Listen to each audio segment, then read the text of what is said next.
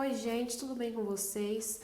Hoje eu vou iniciar a sequência de vídeos de história do Brasil e no assunto de hoje a gente vai falar sobre os nativos que habitavam o nosso país, os verdadeiros donos dessa terra, que são os índios, os povos indígenas, com uma cultura diversa, imensa, que precisa muito ser ressaltada.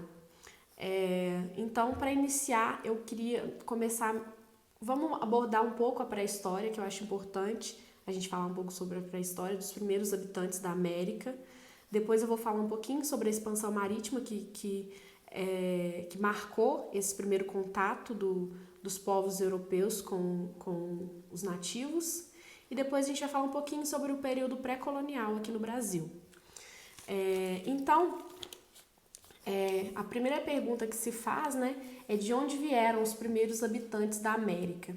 A gente tem algumas teorias sobre isso. As primeiras teorias é que os ameríndios eles vieram da Ásia, aquela teoria, uma teoria mais antiga, a teoria do estreito, que eles vieram pelo Estreito de Bering por volta de 12 mil anos atrás, numa onda migratória que veio da Ásia.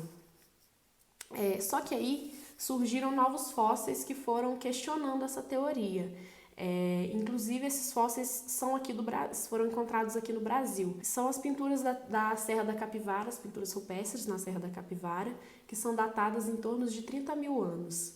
E outro fóssil que é muito importante, que é o fóssil humano mais antigo encontrado na América, aqui em Minas Gerais, o fóssil da Luzia. E as teorias, elas falam que Luzia, ela tem uma origem africana ou australiana. E assim, o fóssil da Luísa está datado em 11 mil anos. Então, não seria possível que os povos teriam atravessado o Estreito de Bering, povoado a América e vivido suas histórias nesse curto período de tempo. Então, a gente descarta essa teoria e acha que teve uma onda migratória anterior a isso. Bom, então esses povos são os ancestrais dos indígenas, dos povos indígenas que habitaram o nosso continente americano durante muitos anos, até o primeiro contato com os europeus. E esse nome, essa denominação índio, é uma terminologia europeia, porque se você parar para pensar, os índios, os povos indígenas, são um conjunto de povos com culturas diversas, com uma diversidade cultural muito grande. Temos o Tupi, o Guarani, os Maia, os Astecas, os Incas, são vários povos. E os europeus eles englobaram toda essa diversidade em um grupo só, chamando eles de indígenas. E desconsiderando a cultura deles, o nome deles. Então, quando se trata de índio, a gente tem que lembrar muito dessa diversidade cultural que existe entre esses povos. Agora vamos falar um pouquinho sobre os nativos do Brasil. A história dos nativos do Brasil não é uma história linear, não é uma história que é datada aqui e segue uma linha. São povos que construíram suas histórias, tiveram guerras, morreram, nasceram de novo, povoaram outros lugares. É uma história ampla e não é uma história bem diversa. Como viviam os nativos? Eles tinham uma organização muito diversificada, cada povo se organizava de um jeito, não era a mesma forma de organização para todos. Existia uma divisão de trabalho, existiam leis pautadas nas tradições e uma organização que era diferente da europeia. Para os europeus, os índios eles eram um povo sem lei, um povo sem fé, eles eram sem Estado. Isso porque os povos europeus tinham uma visão construída de que só a lei deles era aceitável, só a fé deles era aceitável. Eles não consideravam a cultura indígena, eles descartavam completamente a cultura indígena. E essa visão que os povos europeus têm dos nativos é uma visão muito etnocêntrica. Eles não aceitam a cultura dos indígenas, nunca aceitaram. Isso tem resquício, temos resquícios disso na nossa sociedade até hoje. Os povos indígenas, eles passaram por um processo de assimilação e de adaptação e de resistência muito grande depois dos primeiros contatos com os homens brancos. Foi muito difícil para eles. Tiveram suas culturas e suas tradições destruídas pelos europeus, pela fé católica que era pregada aqui. Eles chegavam e obrigavam os indígenas a aceitar a fé católica, a mudar a sua língua, a falar a língua dos portugueses, a língua do homem branco. Eles instituíram aqui uma violência muito grande. Os povos indígenas, eles morreram muito por causa das doenças do homem branco. Por isso que hoje, quando a gente vê uma tribo que nunca teve contato com a sociedade, ela deve ser preservada sem contato, porque quando duas culturas diferentes, quando dois povos que nunca se viram entram em contato, o que pode acontecer é que eles não têm imunidade para essas doenças. Então isso acaba matando a grande parte da população. Então tá, feito isso, dada essa introdução sobre os povos indígenas e como eles viviam aqui no Brasil, vamos falar o que estava acontecendo na Europa nesse momento. Os índios estavam lá na América, vivendo suas vidas, suas culturas, sua fé, e na Europa, os europeus buscavam riqueza, eles estavam no momento de buscar muitas riquezas, de afirmar o seu poder. Então a expansão marítima, ela vai marcar o primeiro contato entre os dois continentes. As grandes navegações, elas permitiram uma compreensão mais ampla do planeta. Antes, eles não tinham essa noção de que a Terra era redonda. E a partir das grandes navegações, eles começaram a entender isso mais, ok? Terraplanistas, a Terra é redonda. Temos provas científicas disso, mas isso fica para aula de geografia. Naquele momento, a terra e o metal era algo muito valorizado. E assim, sair em busca de novas regiões era uma afirmação da força política dos reis da época, da ampliação da fé católica, que naquele momento estava sendo abalada na Europa. Era um momento que na Europa estava surgindo novas religiões, a fé católica estava perdendo um pouco de espaço, um pouco do seu protagonismo, então era muito importante dizimar a fé católica para o resto do mundo. Então, a gente vai perceber muito agora o pioneirismo português. Por que Portugal foi pioneiro nesse processo? Bom, os fatores que comprovam o pioneirismo português, primeiro, a localização geográfica facilitou muito esse pioneirismo de Portugal nas navegações. Portugal também tinha um conhecimento náutico muito grande que veio dos árabes, eles tinham contato com os árabes naquele momento e eles conseguiram aprofundar esse conhecimento. Outro ponto muito importante foi o apoio da burguesia. A burguesia, ela queria ampliar os seus ganhos, os seus lucros, e as navegações eram uma forma disso, né, de conseguir lucros obtidos com as atividades comerciais, que começou na África e tal. O Portugal iniciou esse projeto de expansão pelo continente africano, né? E ali eles começaram a estabelecer as trocas mercantis, o início do tráfico de escravos começou ali,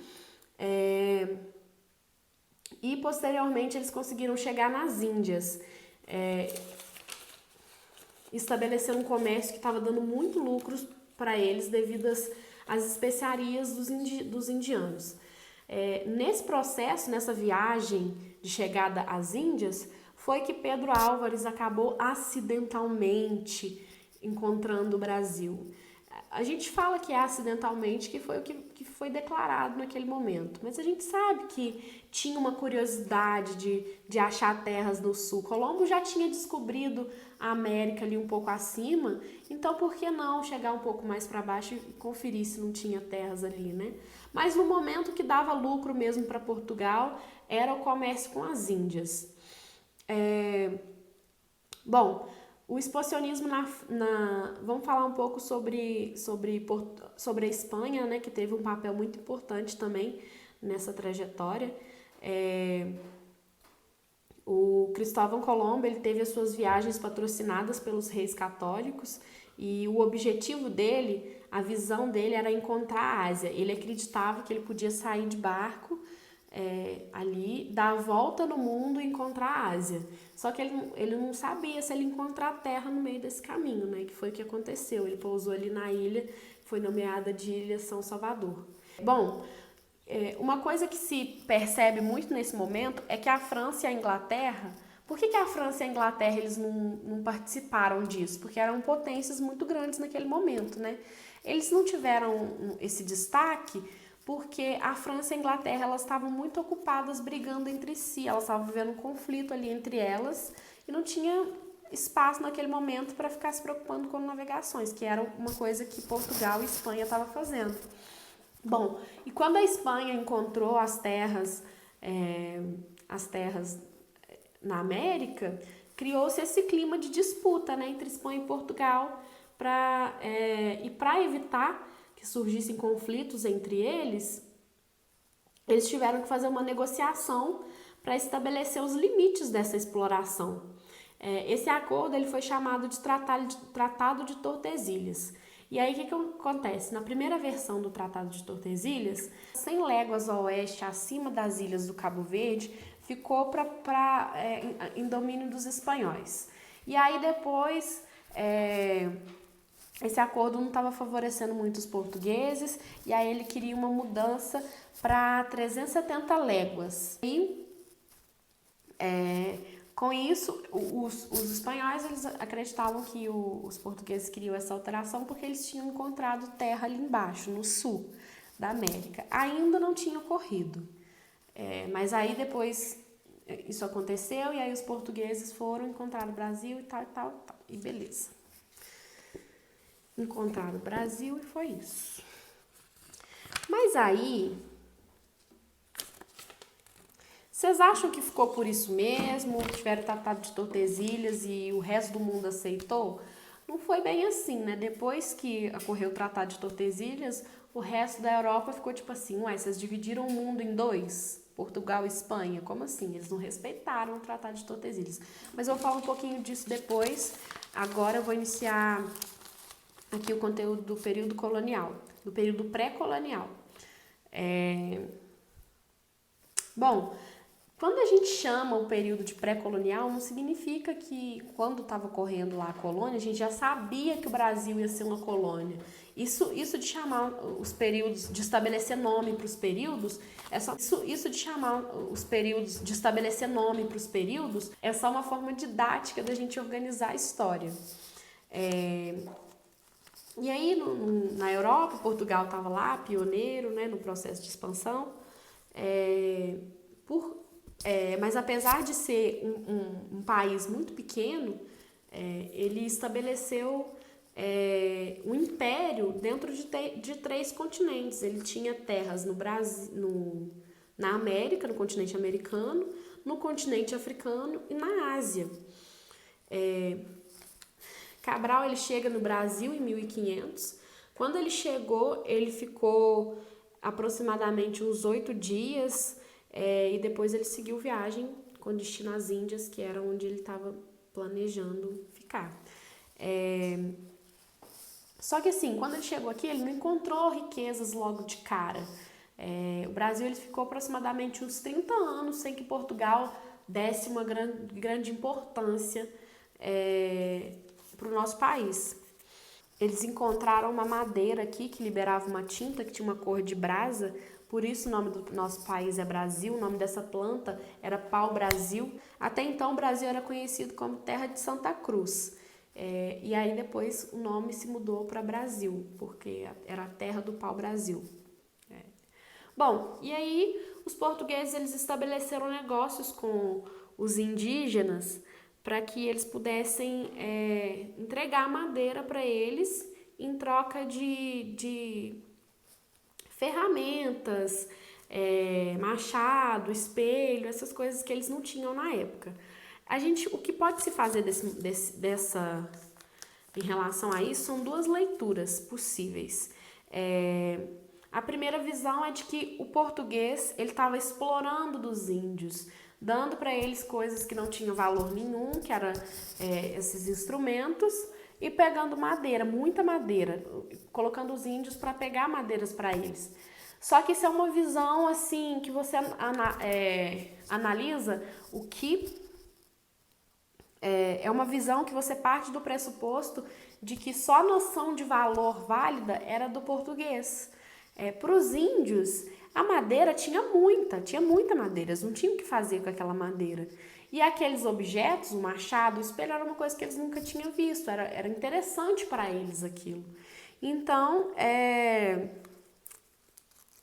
eles tinham uma demanda desses objetos. Então, essa visão de que nesse primeiro momento os portugueses estavam explorando dos índios não é muito correta, ao meu ver, porque a noção de valor deles era diferente. E aí, depois dessa relação de escambo, os índios eles começaram a perder interesse nesse negócio, porque eles já tinham as ferramentas, mais ou menos uns 30 anos depois, não sei. E aí os portugueses tentaram escravizar os índios, mas isso é uma aula um pouquinho mais pra frente. Bom, começou a ter muito no Brasil nesse momento a presença dos franceses. Eles estavam questionando o Tratado de Tordesilhas, como eu falei anteriormente, e isso acabou sendo um problema para Portugal. Então, Portugal se sentiu ameaçado e ele precisou criar medidas de proteção. Quais foram essas medidas? O resultado disso foi uma ideia efetiva de ocupação. Portugal precisava ocupar o Brasil. E aí foi quando o rei de Portugal decidiu mandar os condenados, as pessoas que cometeram algum crime lá em Portugal, eles mandavam para o Brasil. Agora vem uma questão muito que eu acho pertinente esclarecer, né? Tem uma galera aí que fala que hoje nosso país é um país corrupto porque os primeiros habitantes que vieram para cá eram criminosos. Eu acho que assim, eu enquanto professora de história tenho o dever de esclarecer isso. Primeiro, os primeiros habitantes do Brasil não foram os portugueses, foram os índios. Segundo, a noção de crime nesse momento era muito diferente da noção de crime que nós temos hoje. Naquele momento, ser judeu era crime, ser homossexual era crime. Era muito diferente, sabe? Então não tem como você estabelecer a trajetória de um país corrupto baseado em algo que aconteceu lá atrás.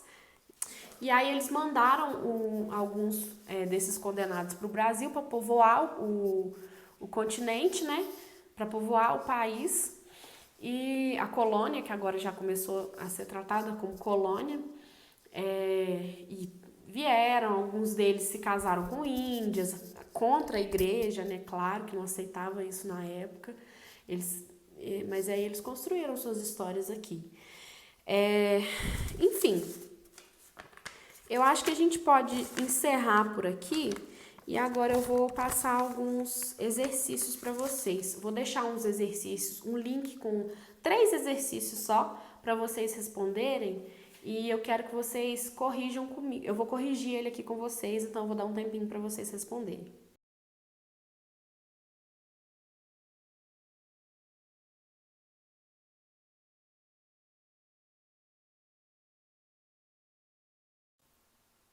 Então vamos lá, galera, corrigir os exercícios aqui com vocês. Espero que vocês já tenham feito. A primeira dica, quando vocês forem resolver um exercício de história, lê primeiro o enunciado da questão, porque às vezes vem aquele texto enorme e aí você lê o texto e aí você chega na pergunta, era uma coisa que você já sabia a resposta. Então isso você pode ganhar um pouco de tempo se você já partir para leitura, começando a leitura pelo enunciado, até porque isso ajuda você a direcionar a sua leitura direto para a resposta. Então vamos lá. Ao comparar os textos, as formas de designação dos grupos nativos pelos europeus durante o período analisado são reveladoras da. Então vamos ler o texto. Texto 1. Documentos do século XVI algumas vezes se referem aos habitantes indígenas como os Brasis ou gente Brasília, e ocasionalmente no século XVII o termo brasileiro era a eles aplicado, mas as referências ao status econômico e jurídico desses eram muito mais populares. Assim, os termos negro da terra e índios eram utilizados com mais frequência do que qualquer outro. Texto 2. Índio é um conceito construído no processo de conquista da América pelos europeus, desinteressados pela diversidade cultural e imbuídos de forte preconceito com o outro. O indivíduo de outras culturas espanhóis, portugueses, franceses e anglo-saxões terminaram por denominar da mesma forma povos tão díspares quanto os tupinambás e os astecas. Letra A. Concepção idealizada do território, entendido como geograficamente indiferenciado, percepção corrente de uma ancestralidade comum às populações ameríndias, compreensão etnocêntrica acerca das populações dos territórios conquistados, transposição direta das categorias originadas no imaginário medieval, visão utópica configurada a partir de fantasias de riqueza. A resposta certa é a letra C, porque eles tinham uma noção muito etnocêntrica acerca das populações das Américas. E está falando isso aqui no texto. Está colocando a visão que os europeus tinham dos nativos. Próxima questão. É uma questão da FUVEST. Os portugueses chegaram ao território, depois denominado Brasil, em 1500. Mas a administração da terra só foi organizada em 1549.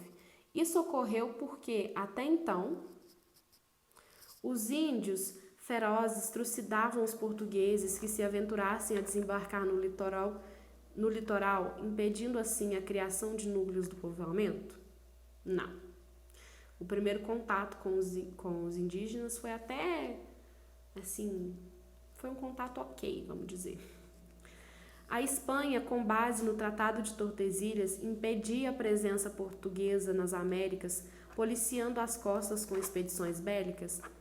Não, a gente sabe que o Tratado de Tordesilhas deu ao Brasil o direito de explorar as terras do sul e a posse depois que descobriu a posse das terras do Brasil.